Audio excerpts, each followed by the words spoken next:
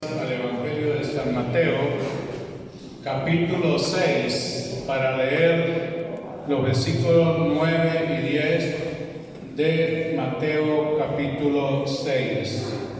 Versículo 9 y versículo 10. Dice así: Vosotros pues oraréis así: Padre nuestro que estás en los cielos, santificado sea tu nombre.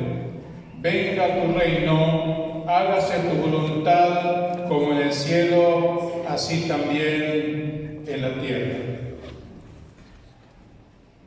Por 2 domingos hemos estado hablando sobre la oración modelo que nuestro amado Salvador nos dejó, no para que la repitiéramos, sino para que entendiéramos lo que significa orar. A veces tomamos esa oración modelo para repetirla muchas veces, y esa misma oración modelo que nuestro amado Salvador dejó se puede convertir en vana palabrería, como dijo el Señor Jesucristo también en cuanto a lo que hacen los gentiles. La primera vez que comenzamos a hablar sobre la oración modelo de nuestro amado Salvador, la primera palabra que comenzamos a entender o a tratar de entender fue Padre Nuestro. El segundo domingo, que fue el domingo pasado, hablamos sobre que estás en los cielos. Y vimos la grandeza de nuestro Padre Celestial cuando contemplamos esa grandeza que podíamos llegar al final y decir: Él es el Altísimo. En esta mañana quisiera que veamos la tercera parte de la oración que dice: santificado sea tu nombre. Y es que en ese modelo de oración que nuestro Señor Jesucristo nos dejó, hay 3 deseos del Hijo de Dios para su Padre que está en los cielos.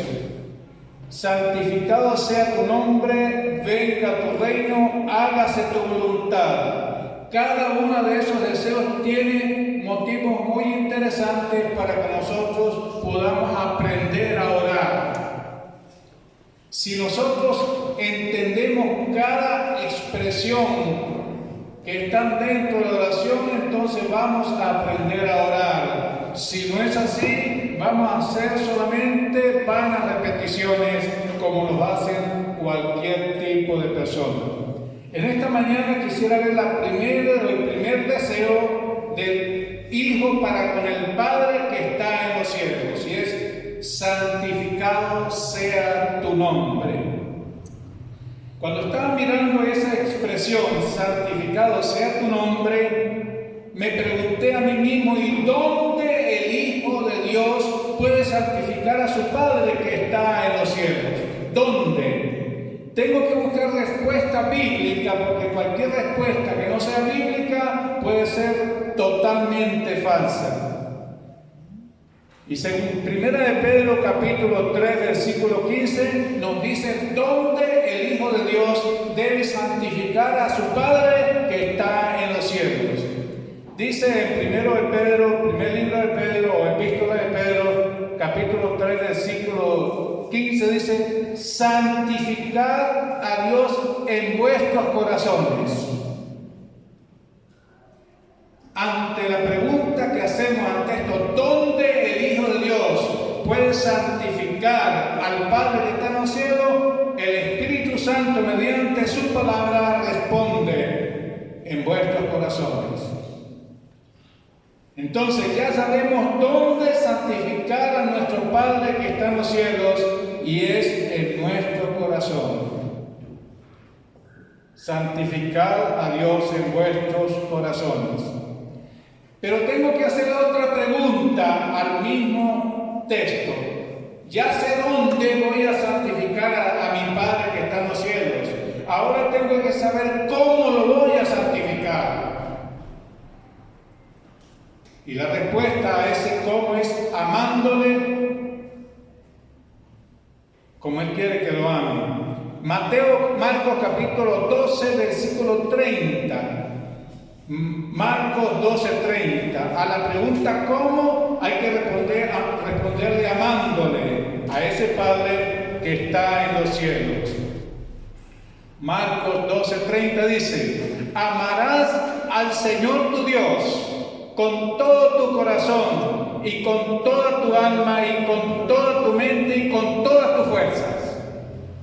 Estoy aprendiendo a responder a la pregunta ¿cómo debo amarle? Y el Espíritu Santo mediante su palabra me dice que con todo el corazón, con toda el alma, con toda la mente y con toda la fuerza. Usted sabe que hay una forma que las religiones han aplicado para esa parte del mandamiento más importante de Dios. Y uno le pregunta, o a mí me preguntaban, ¿y cómo debo amar a Dios? Y yo respondía, sobre todas las cosas, pero la Biblia no me dice a mí que sobre todas las cosas, me dice con todo el corazón, con todo el alma, con toda la mente y con toda la fuerza. Ahí no dice que sobre todas las cosas. Ahí involucra a todo el ser, a toda la personalidad del individuo que hace la oración o que está santificando al Padre que está en los cielos. Amándole entonces con todo el corazón, con todo el alma, con toda la mente y con toda la fuerza. Vamos a ver ahora qué es amar a Dios con todo el corazón. Después con toda el alma, después con toda la mente y después con toda la fuerza. Con todo el corazón. Segunda Timoteo capítulo 2 versículo 22. Segunda Timoteo 2:22 dice: huye también de las pasiones juveniles y sigue la justicia, la fe, el amor y la paz con los que de corazón limpio invocan al Señor. Para poder amarle a Dios, al Padre nuestro que está en los cielos, debemos amarlo con un corazón limpio. Eso es lo que Pablo le aconseja a su discípulo Timoteo. Pero es interesante lo que dice el texto que terminamos de leer, o que estamos leyendo. Primero le dice a Timoteo que huya de las pasiones juveniles. Yo no voy a explicar en este momento lo que son las pasiones juveniles, pero son cantidad de cosas que hacen los jóvenes y los no jóvenes que muchas veces creemos que son normales, pero ante la presencia de Dios son pecados. Huye también de las pasiones juveniles, dice el apóstol Pablo a Timoteo, y sigue 4 cosas: la justicia, la fe, el amor y la paz, con los que de corazón limpio invocan al Señor. Si usted y yo tenemos un corazón sucio, las palabras Padre nuestro que estás en los cielos, santificado sea tu nombre, no tienen sentido, porque mi corazón por el cual le estoy diciendo eso está sucio. Por eso debo limpiar mi corazón para poder expresar: Padre nuestro que estás en los cielos, santificado sea tu nombre. Y tengo que disfrutar en el momento que estoy orando, y siempre tengo que disfrutar primeramente de la justicia, la fe, el amor y la paz de Dios y la paz con Dios, para poder tener autoridad y decir: Padre nuestro que estás en los cielos, santificado sea tu nombre. Ahora, habla que con los de corazón limpio invocan, claman, oran al Señor.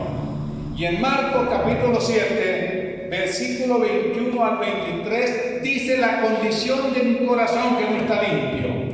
Repito, en Marcos capítulo 7, versículo 21 al 23, nos dice la condición de un corazón que no está limpio.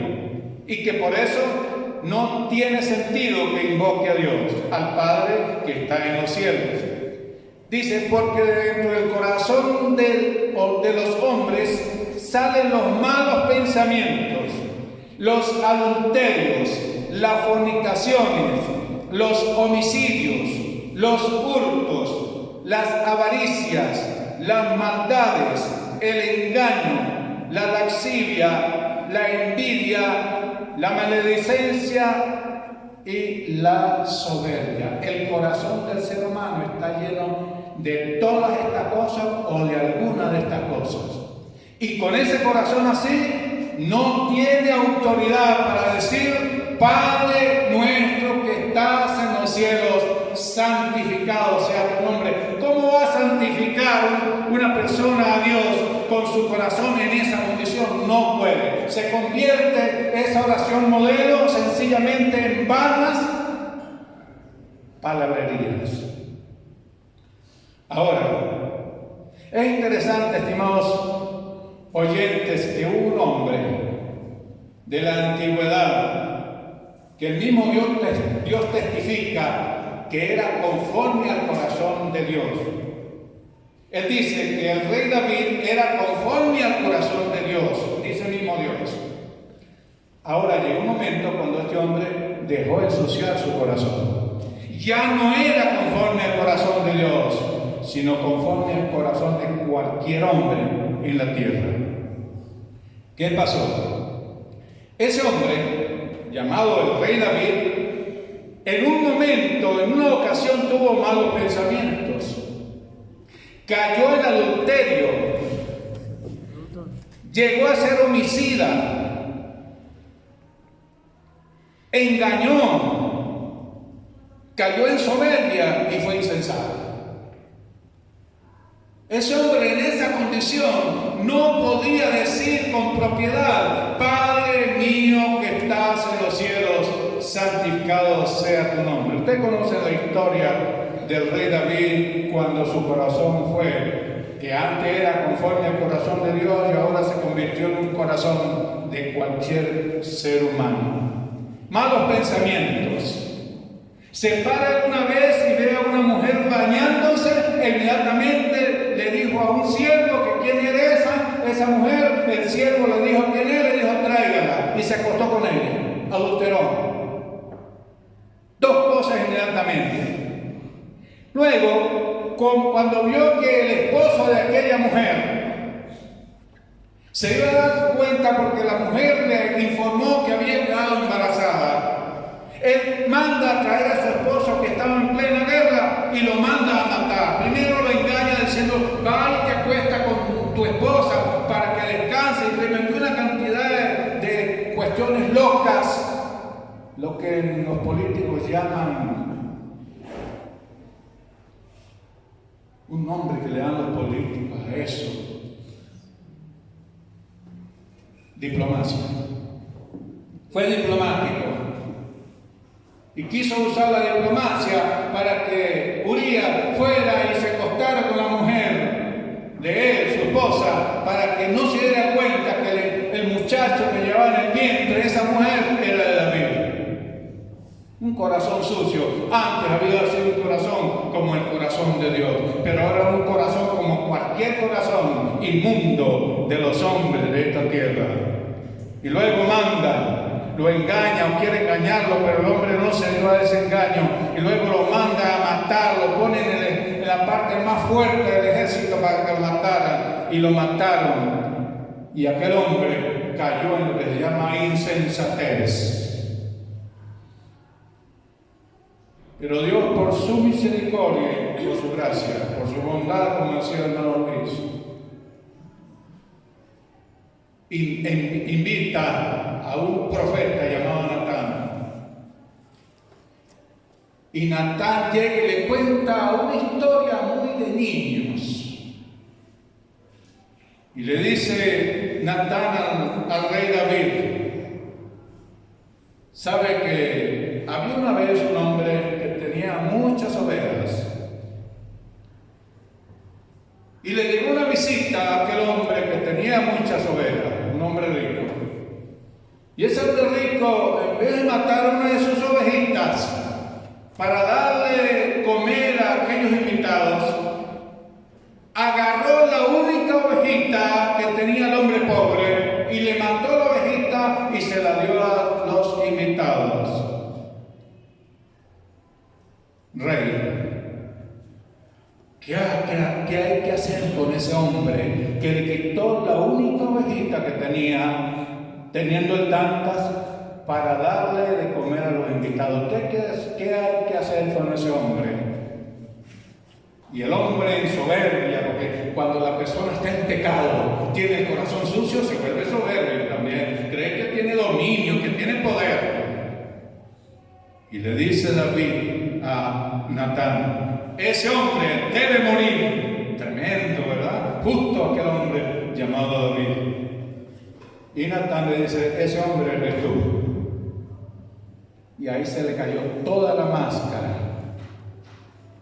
a el rey David. Y luego Natán le dice la cantidad de cosas que le van a pasar, y le pasaron. Es cuando David reacciona y se da cuenta cómo está su corazón de sucio ante el enfrentamiento real que Dios le hace mediante el profeta Natán a ese hombre llamado David. Cuando David sale de la situación de adormecimiento espiritual porque estaba durmiendo entre los muertos, como dice Efesios, comienza y dice a Dios: ten piedad de mí, oh Dios, conforme a tu misericordia, conforme a la multitud de tus piedades, borra mis rebeliones, lávame más y más de mi maldad y límpiame de mi pecado, porque yo reconozco mis rebeliones y mi pecado está siempre delante de mí. Me paro un poquito aquí. Mi pecado está siempre delante de mí. Cuando un hijo de Dios que ha tenido un corazón limpio y cae en esa suciedad en su corazón por causa del pecado, el pecado siempre lo está viendo delante de él y se puede resistir y puede decir: no aguanto, pero no podrá continuar hasta que no confiese ese pecado a Dios. Hay cosas que parece que no tengan sentido, pero el pecado no es un juego. Ahora, si usted comete cualquier tipo de pecado, su corazón está lleno de cualquier pecado de lo que he mencionado en Marcos, y usted no siente ningún problema, yo le digo: claro, no puede sentir nada, porque la Biblia le dice a usted, o me dice a mí, si estamos en esa condición, que estamos muertos en delito y pecado, y un muerto no siente. Espiritualmente, una persona que su corazón está lleno de pecado y todavía no le puede decir a Dios: Padre mío que estás en los cielos, santificado sea tu nombre, es porque usted está muerto en delitos y pecado, y el pecado no es afrenta para usted.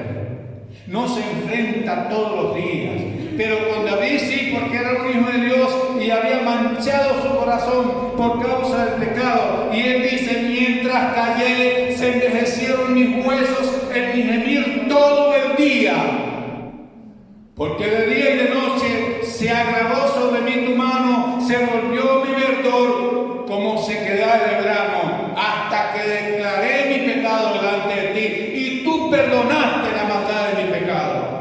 Eso lo dice Salmo 32. Pero cuando dice la Escritura en el 51, el Salmo 51, no lo mandé a poner en la pantalla porque es muy largo, trato de decir partes de lo que el salmista dijo. Dice: mi pecado está siempre delante de mí, hasta que David no reconoció su pecado y confesó su pecado ante el Padre que está en los cielos, para poder santificar el nombre de ese Padre. Mi pecado está delante de mí.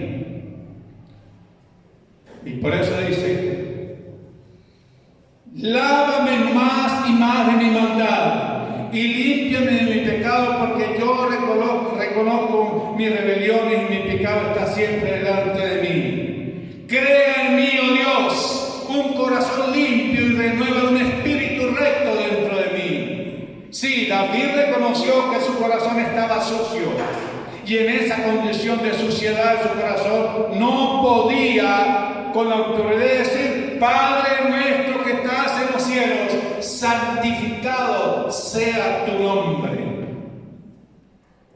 David tuvo la terrible experiencia de caer, pero también tuvo la tremenda bendición de levantarse.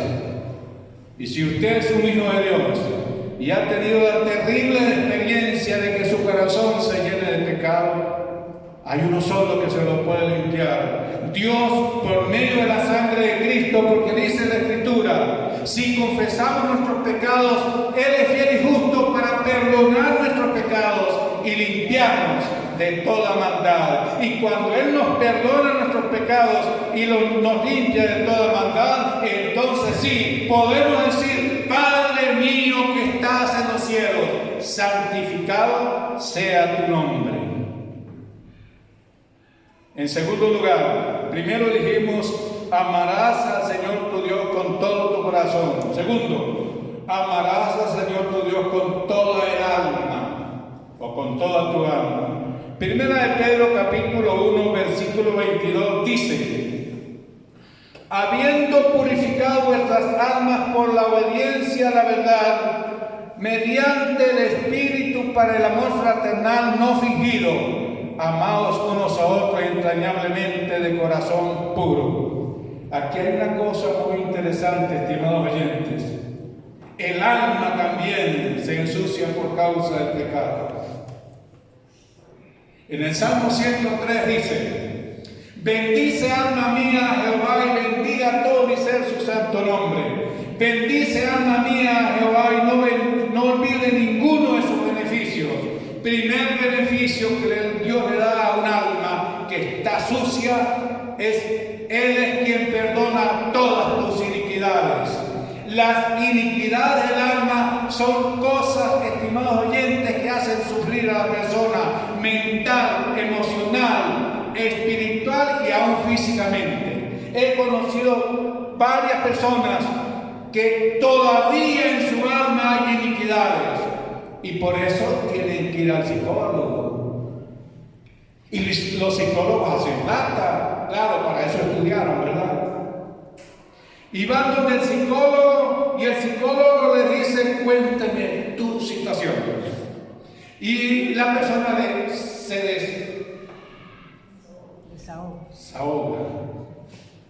desahoga.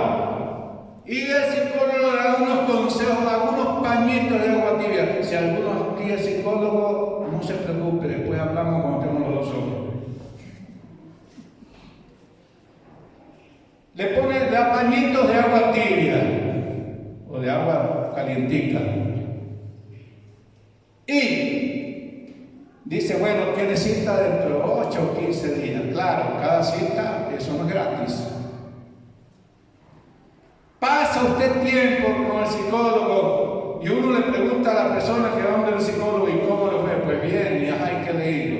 ¿O qué le hizo? Bueno, yo te conté todo. ¿Y cómo te sentiste? Bien, me desahogué. Pues eso es lo que necesita el ser humano, desahogarse, pues. En la casa no se puede desahogar con el esposo si es la esposa, o la esposa con el esposo, porque nadie lo oye. La madre no puede desahogarse con el hijo, o el hijo con la madre, porque nadie lo oye. Y como nadie lo oye, el psicólogo se lo oye, pues. Y por oírle le cobra. Y después de eso, cuando el psicólogo ve que ya no puede, le dará hasta lástima estarle cobrando tanto y no solucionar el problema, lo manda a un psiquiatra. Y el psiquiatra lo dopa. Y la persona vive dopada todo el tiempo. ¿Y cómo dicen? Mejorcito, mejor, sí.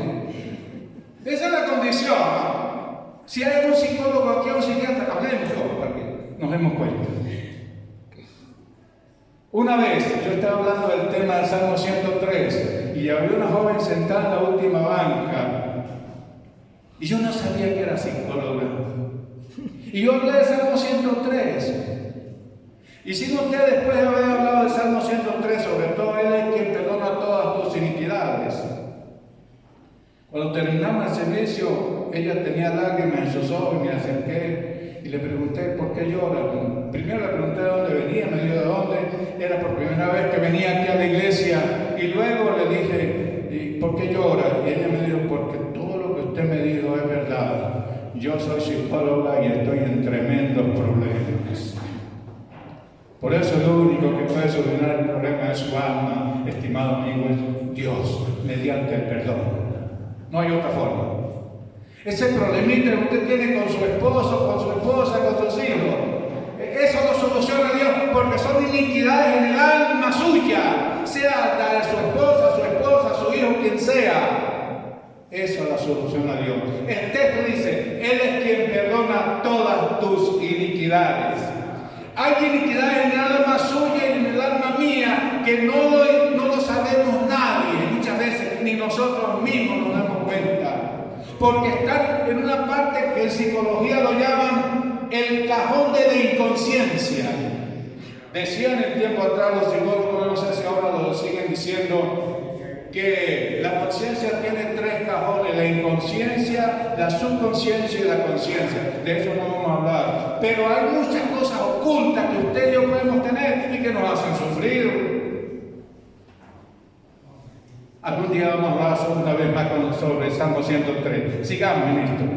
Con toda el alma, habiendo purificado vuestras almas por la obediencia a la verdad mediante el Espíritu, dice la Escritura. ¿Sabe quién purifica o qué usa Dios para purificar el alma de la persona que tiene muchos problemas en su alma, como lo tenía David? Su palabra y su Espíritu Santo. Cada vez que yo tengo algún problema en mi alma, acudo a la palabra de Dios y Él, mediante su palabra y su Espíritu Santo, me limpia mi conciencia. ¿Acaso Cristo no dijo: ya vosotros estáis limpios, del nuevo discípulo? Pero también dice, aunque no todos. ¿Quién no estaba limpio? ¿Quién no estaba limpio? De los 12. Judas Iscariote no estaba limpio. Los otros 11 estaban limpios. Por eso dice, ya vosotros estáis limpios por la palabra que os he hablado, aunque no todos. Y la pregunta mía es, ¿cuántos de ustedes están limpios? ¿Están todos? Aunque no todos, puede ser. Ahora, ya vosotros estáis limpios, dijo Él también, por la palabra que os he hablado. Con toda el alma, Dios purifica, limpia el alma mediante su palabra y su Espíritu Santo. Cada vez que voy a la Escritura, cada vez que medito en ella, Dios me limpia mediante esa palabra santa y disfruto de esa limpieza porque el Espíritu Santo aplica esa palabra para que yo sea limpio en mi alma de cosas que hay allí que muchas veces ni yo mismo conozco. El salmista dijo, ¿quién podrá entender sus propios errores? Líbrame de los que me son ocultos. Hay muchos errores, pecados ocultos que usted y yo tenemos, que nadie los puede entender ni nosotros mismos, pero Dios sí que lo sabe. Por eso la persona que no sabe los errores o los pecados que está cometiendo, muchas veces, porque parece que no son comunes en la sociedad, debe decirle a Dios, como dijo el salmista también, examíname, oh Dios, y conoce mi corazón. Prueba y conoce mis pensamientos y ve si hay en mi camino de perversidad y guíame en el camino eterno. Es el examen que Dios le hace a la persona. Cuando yo me hacía el examen, yo mismo me hacía el examen, sacaba 20. Cuando Dios me comenzó a hacer el examen, 0,5.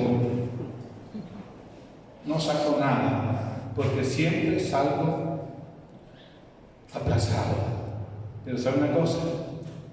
Que me gusta ahora mejor que Él me haga el examen, no yo, porque cuando yo mismo me lo hago me engaño, pero cuando Dios me lo hace quedo al descubierto y Él me perdona y me da un alma diferente. Pero no solamente debemos amar a Dios con todo el corazón, con toda el alma, sino con toda la mente. Dice la Escritura, el texto que leímos de Marcos, con toda la mente. Filipenses 4:8 dice, por lo demás, hermanos, todo lo que es verdadero, todo lo que es honesto, todo lo justo, todo lo puro, todo lo amable, todo lo que es de buen nombre, si hay virtud alguna, si hay algo digno de alabanza, en esto pensar.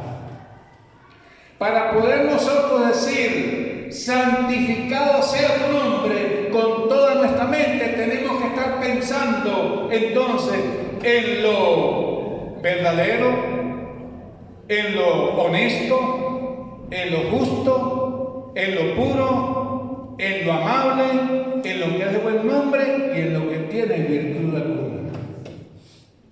Pero no es cierto, estimados oyentes, que la mayoría de veces no tenemos estas características. Voy a decirlo a la inversa. La mayoría de nosotros, cuando no tenemos una mente para decirle a Dios, Padre nuestro que estás en los cielos, santificado sea tu nombre con mi mente. Nuestra mente la mayoría de veces está o es falsa. No pensamos en lo verdadero, sino en lo falso. No pensamos en lo honesto, sino en lo deshonesto. No pensamos en lo justo, sino en lo injusto. No pensamos en lo puro, sino en lo impuro. No pensamos en lo amable, sino en lo que no es amable. Así es. Y puede ser que usted y yo diga, no, pero todas estas cosas no las tengo yo, aunque sea una de ellas, ya tiene problemas en su mente. Por eso, para poder santificar a Dios con nuestra mente, debemos estar pensando en lo que dice Filipenses 4:8, en todo lo verdadero, todo lo honesto, todo lo justo, todo lo puro, todo lo amable, todo lo que de buen nombre. De pronto el diablo le dice a usted aquí donde usted está sentado o allá donde usted me está oyendo, ¡imposible! Seguro, y usted dice que es verdad, imposible. No puedo pensar así. Si le dice usted al diablo así, le está dando la razón a él y le está diciendo a Dios que él es mentiroso, que Dios es mentiroso y el diablo tiene razón. Porque si Dios le dice a usted y a mí que podemos pensar en lo puro, en lo verdadero, en lo amable, en lo honesto, en lo que es de buen nombre, es porque tenemos toda la capacidad para hacerlo. Y si usted no puede pensar en nada de eso, es porque todavía su mente está tomada por el pecado. Y es el pecado el que gobierna su mente y no Dios. Con todas las fuerzas, amarás al Señor tu Dios con todo tu corazón, con toda tu alma, con toda la mente y con toda la fuerza. Colosenses capítulo 3, versículos 23 y 24 dice: y todo lo que hagáis, hacedlo de corazón, como para el Señor y no para los hombres, sabiendo que del Señor recibiréis la recompensa de la herencia, porque a Cristo el Señor servís. Aquí hay una cosa muy interesante. Cuando nosotros amamos a Dios con todo el corazón, con toda el alma, con toda la mente, con toda la fuerza, en la parte esta, con toda la fuerza, es que todo lo que ustedes y yo hagamos santifique el nombre de Dios. Sea que usted esté en el estudio, sea que usted esté en el liceo, en el colegio, sea que usted esté trabajando, sea en lo que usted esté haciendo, que sea el trabajo. Usted debe estarlo haciendo para el Señor y no para los hombres. ¿Por qué hay tantos problemas con los empleados y los empleadores? Los empleadores no hacen lo que están haciendo para el Señor y los empleados tampoco. Entonces es un desastre. Por eso es que hay tantas luchas que se llaman luchas sindicales, porque todos son iguales. Nadie lo hace para el Señor, sino para su propio provecho o para beneficio. Pero el texto dice: y todo lo que hagáis, si haces arepas, hágala para el Señor, y vea usted cómo quedan esas arepas. Si cocina caraotas, cocine como para el Señor, y vea usted cómo quedan las caraotas. Cualquier cosa que usted haga, pero si no la hace para el Señor, le van a quedar feas. Aunque usted le eche todos los anillos que quiera echarle. Cuando uno hace las cosas para el Señor, eso como que le da gusto a la comida o gusto al trabajo. Hubo un hermano, ¿usted vieron esa puerta que estaba aquí afuera? A la entrada, usted vea cómo estaba esa puerta. ¿La vieron? Tal vez no la vieron, no importa. Fea la puerta. Y tal vez algunos de ustedes pensaron, ¿por qué no pintarán esa puerta? Porque a veces decimos eso, ¿no? Pero un hermano decidió, le dijo a Eliú que él tenía que hacer el trabajo, y vino ayer y raspó la puerta y le echó pintura. Ahora vea cómo está la puerta. Él lo hizo para el Señor. Y creo que se sintió él feliz. Y cuando yo veo la puerta me siento también feliz. Y todos los que veamos la puerta, que antes la habíamos visto bien fea y ahora la vemos bonita, nos sentimos felices porque él lo hizo para el Señor. No me preguntan qué es lo que no lo voy a decir. Yo no lo voy a decir. Hermano, cuando hacemos las cosas para el Señor, las hacemos bien. Porque está aquí. Silencio. Cuando hacemos las cosas para el Señor, las hacemos bien. ¿Por qué? Porque son para el Señor. Porque las hacemos con amor. No quieren soltar nada. ¿Será que usted no hace las cosas para el Señor y por eso les cuesta que le salga de la boca o del corazón? Cuando hacemos las cosas para el Señor, ¿cómo las hacemos? Bien.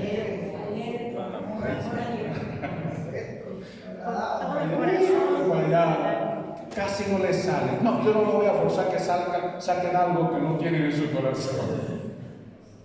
Hermano, entonces, para poder santificar el nombre del Padre que está en los cielos, debemos, primeramente, vamos a ver si nos acordamos. Primeramente debemos saber dónde comenzamos a santificar el nombre de Dios. ¿Dónde? ¿Dónde? En el corazón. ¿Cómo se santifica el nombre de Dios en nuestro corazón? Amándole. Recuerda, palabritas corticas, pero tiene significado. ¿Cómo debemos amarle? Ahora sí viene cómo debemos amarle. Con todo el corazón, con todo el alma, con toda la mente y con toda la fuerza. Si alguno quiere el bosquejito, hay dos formas de hacerlo.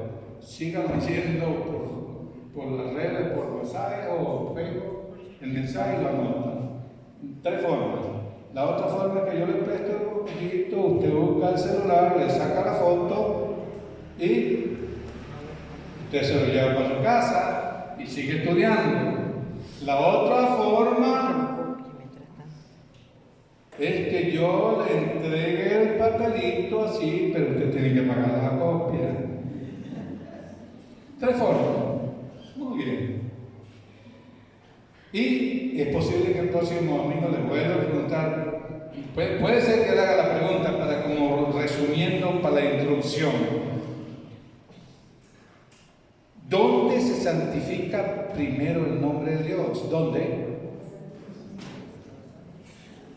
En el corazón. ¿Cómo? Amándolo.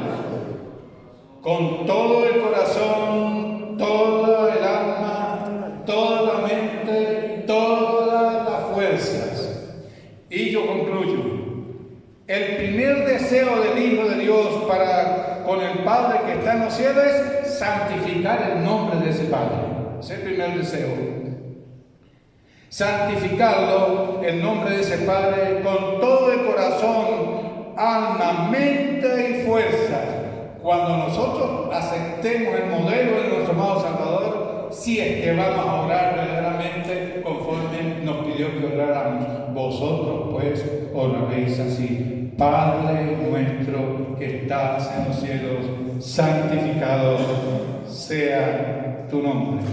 Si el Señor lo permite, el próximo domingo hablaremos los otros dos deseos que nos faltó es: venga tu reino y hágase tu voluntad. Y después vienen 4 peticiones, que eso lo vamos a ver más adelante. Estos son 3 deseos y luego 4 peticiones. Que el Señor les continúe bendiciendo.